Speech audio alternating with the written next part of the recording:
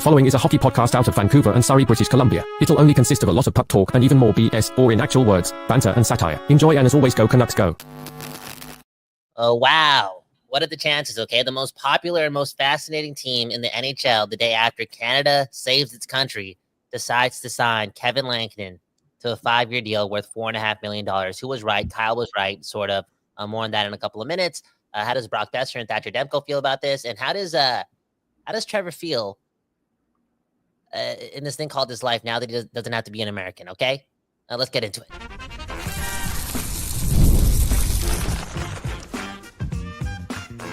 You're Locked On Canucks, your daily podcast on the Vancouver Canucks, part of the Locked On Podcast Network, your team every day.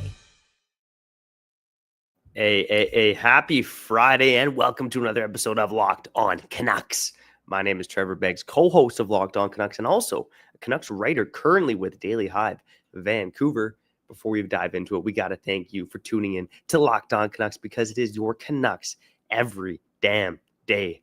And we're not here without the people, so we appreciate you subscribing, liking, following us on the podcast side, all that good stuff. We also appreciate the hell out of Kevin Lankinen. He was Kevin Lankinen. He got some shoutouts. He became Kevin Blankinen. Now he's got the contract. He's Kevin Bankinen. Oh my God, he's a rich man today. And let's talk a bit about the Canucks' most recent signing, a signing that more or less needed to happen, and a signing that happened at a price point that I think Canucks fans can stomach. But what does it mean for Lankinen? What are the details of the contract? What does it mean for the future of Demko, the future of Shelovs? All that and more coming up on this episode of Locked On Canucks. Before we get into it, let me introduce my co-host. You heard him off the top. He's Team Demko. That's Kyle Bowen. How you doing, brother? Yep, I'm Team Demko, but I'm also Team Kevin Lankinen, yo. And I said what? I said a couple days ago, I said the signing, my intuition, my sources, again, welcome to Locked On Canucks if you're new here, okay? Like I said, my sources are telling me that this deal is getting signed this week. And I said it was going to be 4 years at $4.5 million.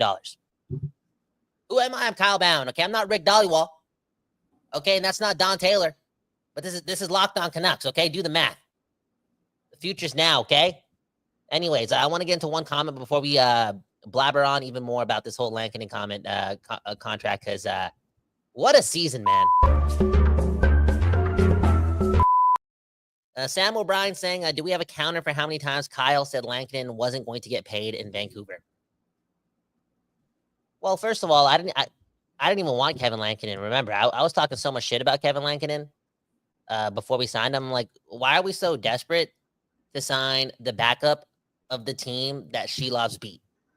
Like, Shelovs was the guy. No, straight up, I had so much faith in Latvia, you know? I already made the arrangements for me and my girl to get married there in 7 years. You have to book these things in advance. A Punjabi wedding, okay? And a Hindi wedding.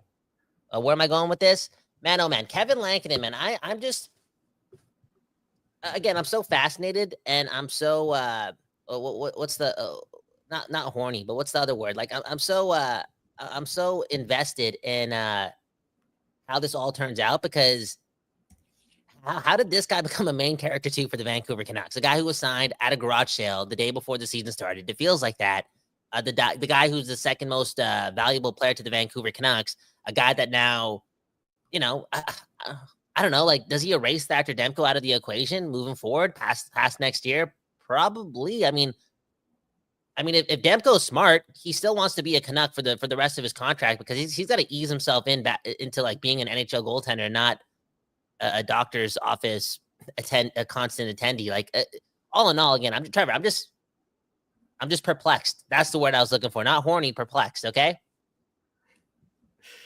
Yeah, man, oh man. I think the Demko thing is a really interesting angle to all of this, but I just want to look at the contract real quick here. I think Kevin Lankinen, 5 years is a little bit longer than I think most of us assumed. I think we all thought it was going to be probably 4 years, so he gets the extra year. And I think what's also interesting about this deal is he gets a no-move clause in the first 2 seasons of the deal, and then a no-trade clause in the last 3 seasons, and that no-trade is a 15-team list.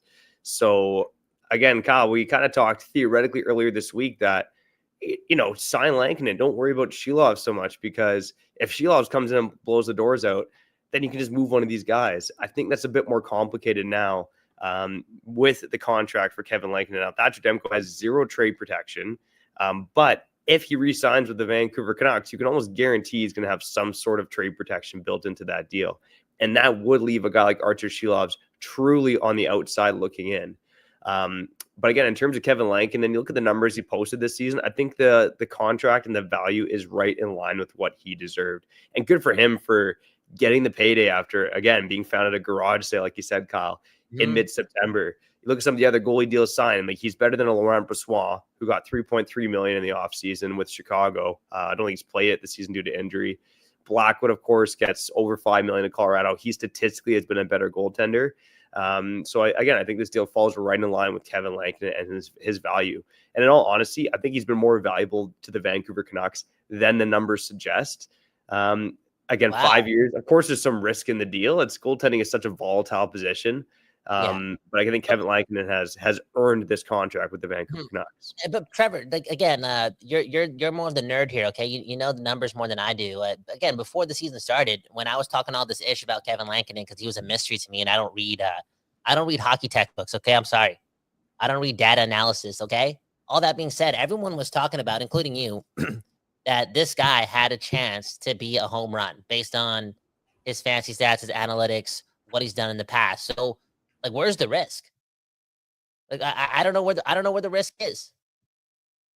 I'm looking at a guy, a stoic, a book reader. He lines up with their captain too, a guy who's good in the room, a guy who's been given this opportunity to be a starter this season, replace Demko, replace Shilovs, and all he's done is do what the data said he was going to do, and that's play well. So, Trevor, like, where's the risk here?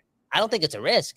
I think this is just the cost you got to pay for a goaltender that could start 45 to 60 games and that could win, I don't know, like 65 to 70% of those starts, give you a 900 save percentage. Like that, this is just the cost you got to pay. So to me, where's the risk? Does it just fall in line with the games played and how he hasn't had over 36 games played in his career, whatever the stat is? Yeah, I think that's part of it. I think a risk is just that goaltending is volatile. I know it's not the fancy stat answer that you're looking for, but goaltending is a volatile position.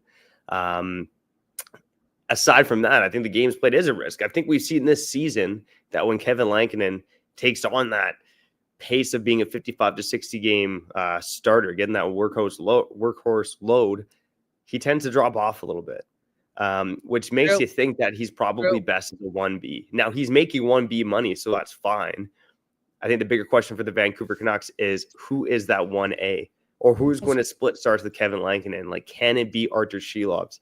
Can you trust that Demko is going to be available enough to be an option for the Vancouver Canucks? And here's where I stand on this. I think, we saw it on our group chat, and I think some of our listeners feel the same way. A lot of people feel like Demko is done in Vancouver. They feel like he's done in Vancouver, right? He's eligible for an extension at the beginning of this offseason, July 1st. And will he command like Allmark Swayman money? I don't think he's going to get the term. Like, I don't think there's any way he gets the term because of how fragile he's been. But could he get that same money on a short-term deal? I mean, potentially. But I think if you're the Vancouver Canucks, Thatcher Demko's shown you enough when he's healthy that if you're signing him short-term and giving him the money, if he's available, he's probably going to give you good goaltending. If he's not, you put him on LTIR, which isn't enviable position to be in. But we all know that the cap's going to go up by a significant amount. Like, we're talking about the salary cap being over $100 million by the time Demko's new contract would kick in. I think you just got to ride with Thatcher Demko and Kevin Lankinen in net for the foreseeable future. Ooh, I like it, Trevor. I'm still a Demko believer, man. I mean, I know the availability is a big concern, and no one knows if he's going to be available, but he's shown his dedication to the craft, and he's shown that he can be one of the best goaltenders in the NHL when he's in net. No, 100%, man. Like, you got to take that. You got to take that risk. You got to play those games. You got to expose the LTIR, and you got to keep Demko in the room for the next, 14, 15, 16 months for the duration of that contract that he signed a couple years ago. Again, we have the LTIR for a reason, right? Use it, and keep him in the room. He's a stoic. He's a good worker. He works hard. You don't want to remove more leaders out of that dressing room. And I know your best availability as a player and a leader, for that matter, is being available. And Demko, again, he spends a lot of time at the doctor's office. It's like 4 injuries in the last year, and prior to last year, he was still known as a borderline injury-prone goalie. I know, but I think the risk. Well, not the risk, but the reward is still so valuable in just keeping him for the duration of the contract. And dude, like, you never know. I mean, you want to talk about asset management? Like, let's just say there is that 10% chance that he does find his game. Again, the cap is going up, and maybe we need the $5 million, and we don't want to spend that much. We don't want to spend $10 million on goaltenders going into next season, but maybe we can swallow that, and Demko does find his game, and then he's an asset. Then you can trade him. Yeah. Because right now, you're getting, what, a third-round pick for him?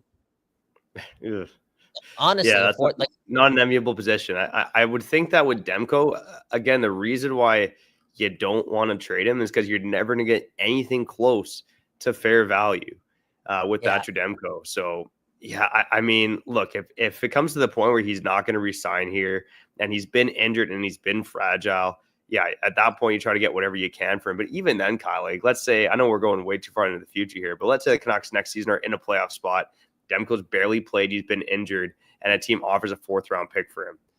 At that point, don't you just keep him for the playoffs? I mean, again, we're looking way into next season now, but I don't know. Yeah, I don't think you're ever going to get fair value for Demko in a trade. And if you're the Canucks, I think you just got to keep him and hope for the best. Dude, come on, man.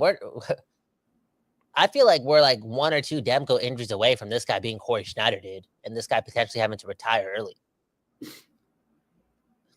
Yeah, or just not being the same player, right? Like Corey Schneider came back and was just not the same guy. Like that is a risk with Demko too. Look, I think around the NHL, like almost every team has some type of goaltending risk. There's a handful of teams that have, a decent enough tandem or have that 1A guy who is just going to shut things down, like a Vasilevsky or a Hellebuck or Sorokin or a Shesterkin. But for the most part, I think all teams kind of struggle with goaltending because it is a volatile position. So, Canucks right now, they had to do the signing, right? Shilovs is not ready. Demko has proven he's not healthy. Kevin Lankinen has proven that he can be at least a 1B starter, and now he's making 1B money.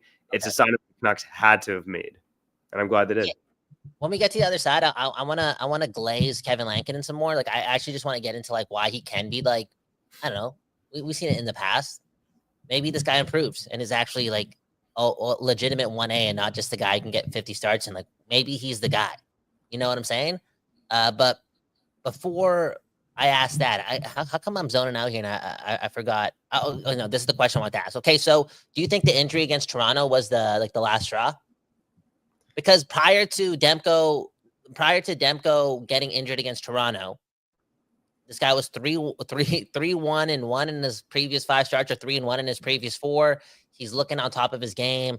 There's moments like where you could say he could be better, but like, you're like, okay, maybe he's back. And I wonder if management was like, okay, maybe he can stay healthy and we don't have to pay $4.5 million for another goalie. Like, do you think the Toronto injury was the last straw? Because again, this gets done ASAP. Let's be real.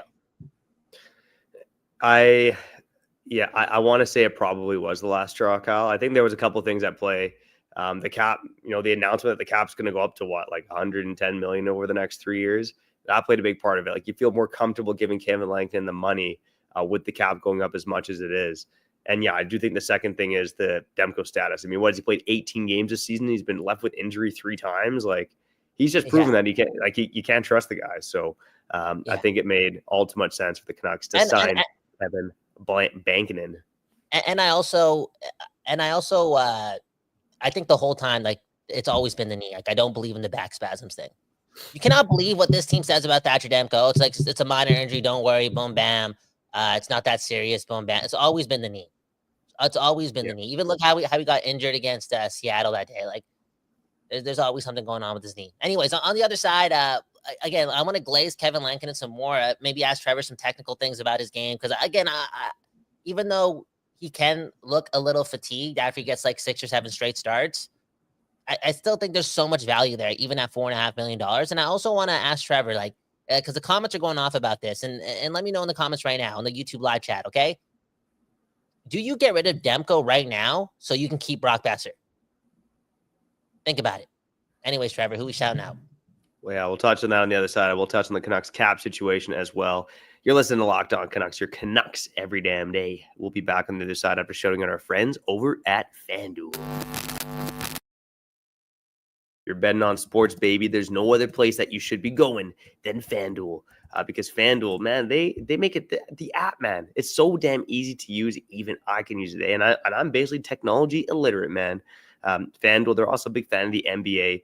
So whether you're betting on NBA or NHL, there's no better place to get in on the action than FanDuel. And right now, new customers can get $150 in bonus bets if your first $5 bet wins. Just visit FanDuel.com to join today. Canucks, Vegas Golden Knights, getting back into it starting on Saturday, along with the rest of the NHL. And of course, the Vancouver Canucks, underdogs against Vegas, plus 142 on the money line. If you are believing in the Vancouver Canucks to beat the Vegas Golden Knights, there's some value there on the money line. But make sure you place those bets on FanDuel. That's on FanDuel.com for your shot at $150 in bonus bets. Go make every moment more right now with FanDuel.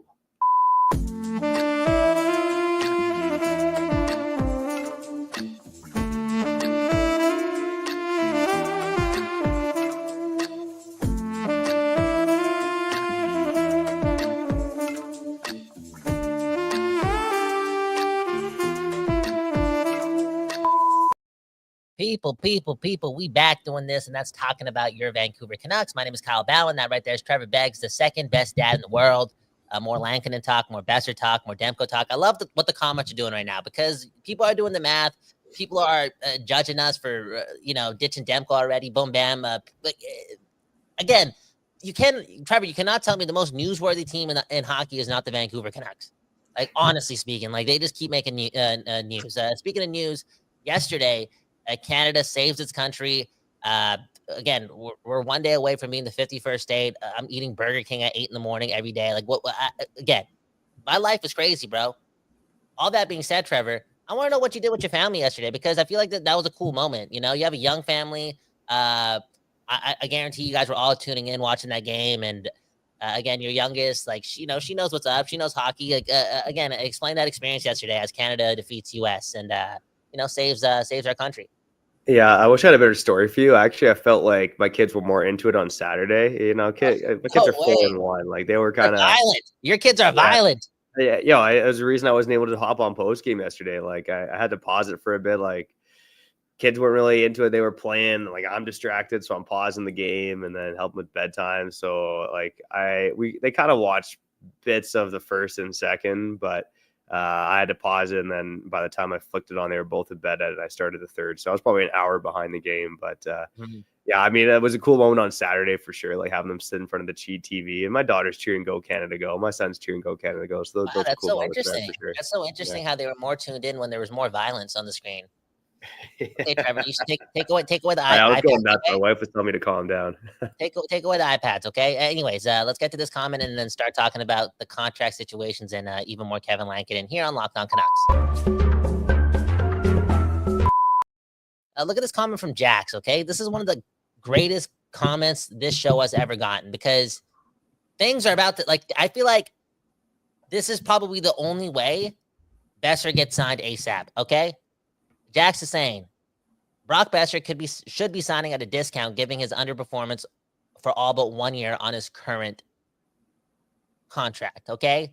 Again, I know there's all these like this data and there's all these fancy stats that can like do the math and actually determine if a player like played under his contract value. But again, during his 3-year extension that he signed all that time ago, one of them was a home run. Okay. All I'm trying to say is, you're not giving Brock Boeser $8.5 million if Sam Bennett is a UFA in a couple of months. I'm sorry, you're just not. You're not doing it. You're not giving Brock Boeser $8 million. I know the cap is going up. It's not that time. Can't happen, okay? That being said, Trevor, let's say Brock's like, yo, I'll sign a similar deal to what I have right now, maybe a shorter term deal. I don't know. Maybe he wants to stay in Vancouver and help the team out. Take a little bit of a discount, right? Who knows? Maybe it's 6.5. Maybe it's like 6.85. What? I don't know. But let's say he comes at the Canucks with a discounted rate. Do you think the Canucks are then forced to move Demko ASAP? Because, again, we're here like, oh, you got to keep that $5 million on the books because Demko could still be like a grand slam type of player. Who knows? But it sounds kind of stupid to like bank on $5 million being exceptional when you're only going to get like 20 to 30 games out of him. Like, it doesn't seem worth it for a team that needs offense.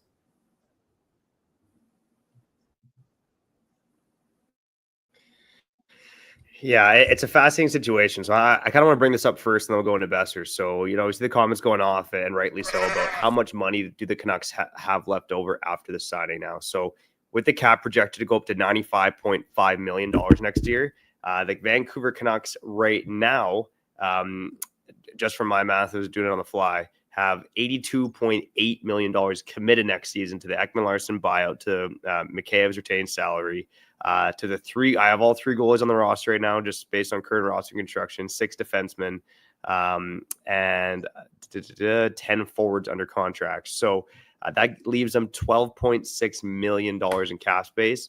That basically means that you can sign Brock Boeser. Again, I'm thinking he's probably going to get around $8 million, whether it's with the Canucks or somewhere else. I think a lot of fans aren't going to like that, but hear me out. I think one player that compares closely, I would say, to Brock Boeser is Pavel Buchnevich of the St. Louis Blues. Pavel Buchnevich, maybe the goal score is a little low, but he's basically averaged 62 points per 82 games throughout his NHL career. Brock Boeser has been, so he's 25 goals, 62 points per 82 games. Boeser is around 30 goals, 66 points per 82 games, so a bit higher than Buchnevich. Buchnevich signed a deal paying him $8 million a season for, I believe, 6 years. Just based on cap inflation for next year alone, that would be an $8.6 million contract for Brock Boeser. And I would say Brock Boeser is probably a better player than Pavel Buchnevich now. Should the Canucks be following the Doug Armstrong script? I mean, I know the guy won a cup, but he's locking up guys long-term for a team that's not very good. So that in itself is a bit of a problem. But I think just based on the cap right now, the amount that we know what's going up, based on what Brock Boeser has done throughout his career, like he, compared to market, is taking a discount if he signs a deal paying him less than $8 million per season. And I guess the question is, do we think Boeser's going to do that in Vancouver? I know he loves the city, but he's had his ups and downs here. So yeah, I have a hard time believing that. So the Boeser thing's fascinating. I know we'll keep talking about it. Kyle, I know it's a bit of a ramble, but give me your thoughts. Like, what did the Canucks do with Brock Boeser? I know we talk about it all the time, but $12.6 million in space. He's probably going to command $8-ish million. Do you re-sign him? Do you keep him and risk him walking, or do you trade him over the next couple of weeks here? I'm only signing Brock Boeser if, again, we have a 3-point lead in a playoff spot right now. These games matter a lot right now. Okay, the Rogers Arena needs seats. Okay, they need renovations. Okay, so we need that playoff revenue. We need Brock Boeser in the next 6 games to have like 12 goals. Like, go on a heater. You're that guy, right? You're number one winger. You want all that money? Go get it. Go get it. Help us win a game. Don't just be like option number B, option number C on a good line. You know what I'm saying? And how can the Canucks invest so much money and so much term to another player that's not a play driver? And I'm sorry to offend Elias Pettersson here, but it's like they're going to look at Pettersson not being a play driver right now. I know he is that guy when he's back in shape. Again, P90X around the corner. The summer's almost here. Okay, I'm excited. Okay, for real. He's going to be staying with Quinn Hughes at the cabin with the Hughes brothers. He'll get back in shape. He'll be back. But until they know Pettersson can drive offense again, they're not investing more money in a player that can't do it himself. And Brock Boeser can't do it himself. And also, you look at the whole speed thing too. Like, I don't know what Pettersson has, confidentitis or tendonitis. I don't know. Everyone's seen the ice pack picture that Sweden released or what? I don't know. But if he doesn't get his speed back, they're not signing Brock Boeser. Like, you just can't. You can't do it. You can't pay that much money for that guy. And again, Trevor, I keep bringing it up, but I just want the Canucks to have cap space as a weapon, considering that this season's been such a shit show. And, I know July 1st can get scary. I mean, we've learned that the hard way too at various points, but dude, I want cap space to go after Sam Bennett, man. I do. Yeah, I do. I mean, Sam Bennett's on the mind of a lot of Canadians after what he did last night. He was incredible in that game last night. Does Sam Bennett want to come back to Canada, where he didn't have the most success in Calgary? I think, like, in Florida, the players are pretty happy there. They got low taxes. It's a winning team. I think it's going to take. I think it's a bit of a pipe dream that you're going to pry Sam Bennett out of Florida. But we'll continue that conversation in the weeks and months ahead. Maybe For he now, likes marijuana. Maybe he he wants to be around the best buds of all time. You never know, Trevor. You can't judge these players.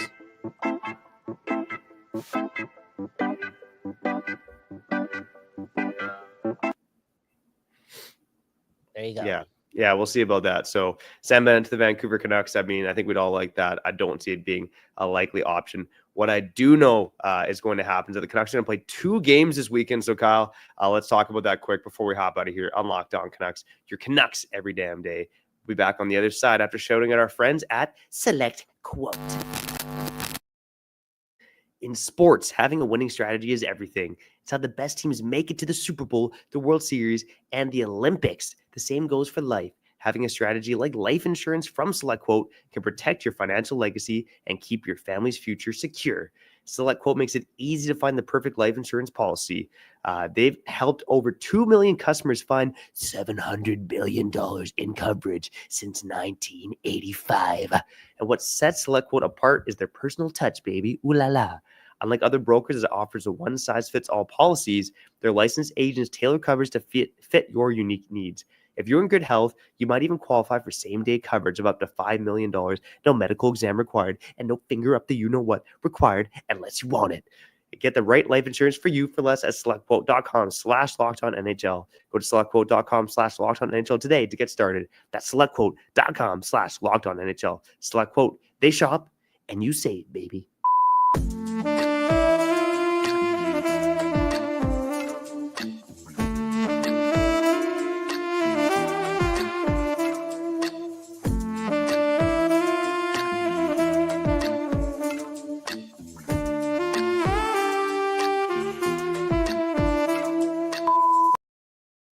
We back doing this, and that's talking about your Vancouver Canucks. My name's Kyle Bowen. That right there is Trevor Beggs. Beggsy, I know you got to go in like 5 or 6 minutes. You can just bounce whenever.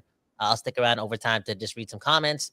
That being said, let's get right into, I was going to say the weekend talk, but again, just a little bit more Kevin Lankinen talk. We're talking about the guy who could be the goalie of the future for us, and we spent a lot of time talking about Demko and Boeser and Demko and this and that and all this stuff, and again, this guy reads books, Trevor. I'm sorry, man. You know who I am, right? You know, the host of What the F You Reading. Dude, you know who I am. Books change lives, okay? They used to burn libraries. Think about that, okay? Do the math. Anyways, I believe that there is another level to this guy's game. I do think that he has a lot of pride, too. I feel as if he's actually in love with the city now. And, again, he connects a lot with Quinn Hughes, too. Like, they seem pretty similar. And I feel like there's a chance that in those 5 years, there's one Vezina coming to Kevin Lankinen. Wow. Oh my God.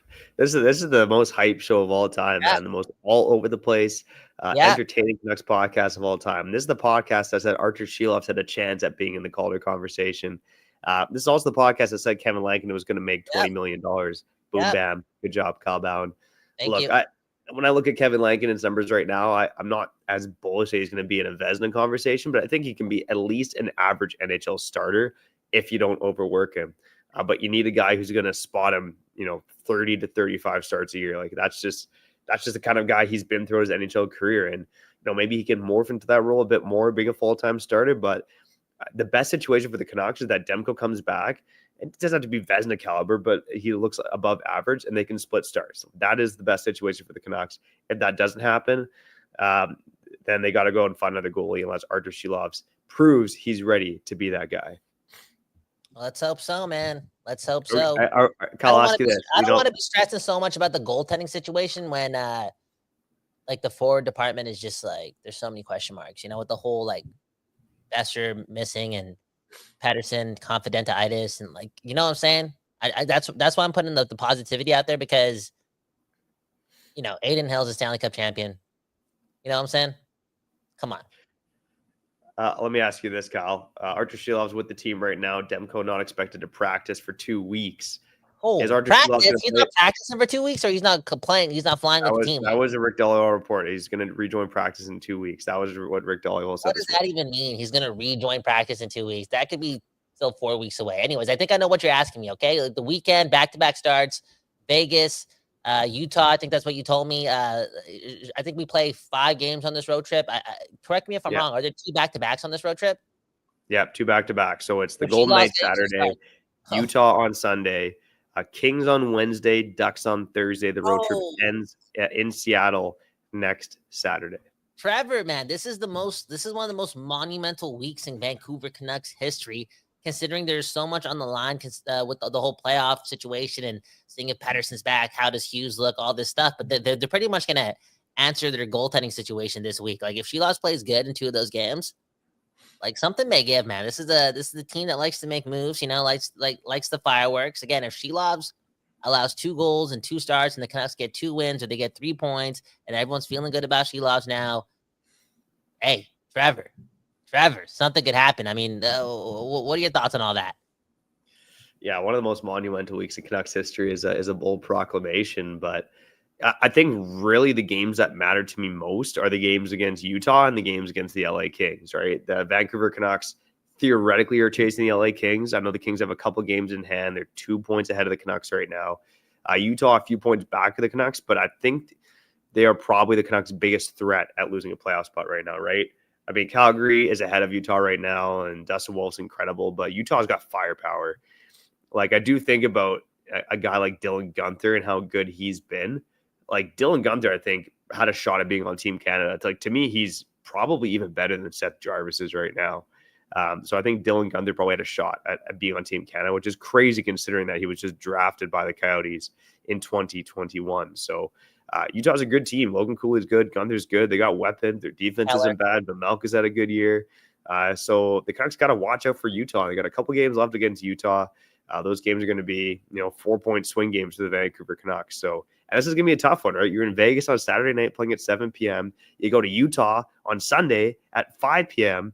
and potentially you're going to get back-to-back starts from Kevin Lankinen. Like, I'd be pretty surprised if he wasn't starting Saturday. Like, that's going to be a tough game for the Vancouver Canucks. And, of course, you want the win in Vegas. You want as many wins as possible. But the game against Utah and the game against LA on this road trip are the 2 biggest games for the Vancouver Canucks. Damn. So you're saying pack it in against Vegas, push Shelovs to the fire, get Lankinen against Utah. Damn. That's okay.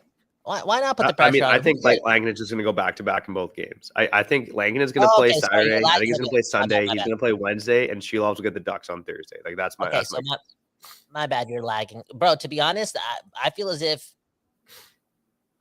you're like a bit of a dumbass for saying that because... Sorry, I've been watching That 70s Show. Okay, that's blame the father. Okay, because playing, I feel like playing back-to-back games in the NHL now for a goaltender is just it's like a what am I trying to say? Like it's an injury waiting to happen, like a pulled groin waiting to happen. You know what I'm saying? So you actually feel like they would do that to Lankinen. Maybe it's a test to like, yo, you just signed this deal. You're a guy. Like, go do it. Go do it. Even though you didn't really even have a vacation at the All-Star tournament or the Four Nations tournament, go back to back against Vegas and Utah. That sounds like you have absolutely no faith in the people of Latvia. Okay, Trevor, and I've always told you got to get help. You got to go to therapy. Like, you just like disobeyed the people of Latvia. Now you're doubting that like Archer Shelovs that much that you're willing to sacrifice a Finnish player or see the execution of a Finnish player because you don't want to see Latvia get a spotlight in the NHL. Trevor, man, go get some help, bro. Go get some help, man. Get off the iPad. Yeah, so I man, you're being a little harsh here, buddy. Archer Shelovs, yeah, okay. Look, I'm not saying that I think that's the best case, like what's going to happen. I think if you're going to play Lankin in one of those games, he should play the Utah game. That game is more important to the Canucks in the standings. I'm just telling you what I think the Canucks are going to do. Like, tell me I'm wrong. Do you not think that, Shelovs' last start was when he got torched by Pittsburgh, and he's been fine in the AHL, but we talked about it earlier this week. He hasn't been fantastic. He's been good, but not great. He's not, but like there's no Vincent Darnay on the team. Like, the defense is a little different now. Maybe, I don't know. They're playing a little bit better. I don't know. Okay, honestly, I'm actually really, really fascinated to like see what the hell happens here because the way he just broke down the next 5 games and they're so crucial to the Vancouver Canucks. The fact that Shelovs has to play like at minimum 1.5 of those games. It's this is. Now I get it, Trevor. Now I get the whole Demko thing. Okay, we might have to keep Demko here, man. Who's got a knee? Who's an athlete watching this? Got a strong knee. Works out the legs 3 times a week. Okay. Who does it? Like, let's give your knee to Demko. Do something for the city, okay? Okay, honestly, you saw what the country did for us yesterday. Let's do something for our city. Anyways, last comment, and we'll get out of here, okay? Locked on Canucks. Matt is saying March 12th, 2025 is going to be a big day in Canucks history. Is that the trade deadline? Is that what it is, Trevor? Is that the trade deadline, March 12th? I thought it was before. Okay, maybe Matt's wrong. Let me look it up quick. March 7th is the trade deadline. Oh, March 12th. Here, let me look it up. Is that the PD Miller game? Oh. I'll tell you in a second here. I'll tell you in a second. Oh, it's Calgary versus the Canucks? Is it Calgary versus the Canucks? Is that what Matt is saying? Yeah. Okay. Cool. Because interesting. Okay. Okay, because again, that's why. Okay, no, it's a good note that we brought up the Flames game, and then we brought up the trade deadline, and now this is what professional podcasting is, right? You got to connect the two dots before you sign out of the show. Yo, that is why you have to consider trading Demko. That is why you got to consider trading Boeser, because you're in a dogfight with the Calgary Flames, and that's not the standard that Alvin and Rutherford are trying to set. Yeah, it's cool making the playoffs and doing all that jazz, but when you're in a dogfight with the Calgary Flames to make the playoffs, you're an asset management type of team. It's just the way it is. You got to look at it that way, in my opinion, bro. Because if the goal is to make the playoffs and all you have to do is beat the Calgary Flames, you can trade Brock Boeser this year and still make the playoffs. Because your competition is the Calgary Flames. I know Trevor likes to bring up Utah. Maybe that's the American in him. I don't know. Okay. Yeah, I think also important to remember. I think the thing that matters to Canuck fans most is keeping Quinn Hughes happy. And I know maybe that's not an excuse just to tread water and be a playoff team, but man, if Quinn Hughes loves Brock, you're probably making the team worse by getting rid of Brock. I mean, look, we know the team's probably not going to be a cup contender unless PD bounces back, but a lot of things at play here. But I do think you got to consider Quinn Hughes in the decision to keep or get rid of Brock Boeser. But that's for another day. For now, we know Kevin Lankinen staying in Vancouver, and for now, we got to get out of here. That guy's Kyle Bound. I'm Trevor Banks. Like what we're doing. Okay, subscribe and like on YouTube, on the podcast. Go follow us and leave a 5-star review. We'll try to hit you up with some post games this week in Canucks at Vegas tomorrow night, in Utah on Sunday. Good times await. Again, gotta get out of here. Appreciate you all for tuning in. I'm Trevor Beggs. That guy was Kyle Bound, and you've been listening to Locked on Canucks.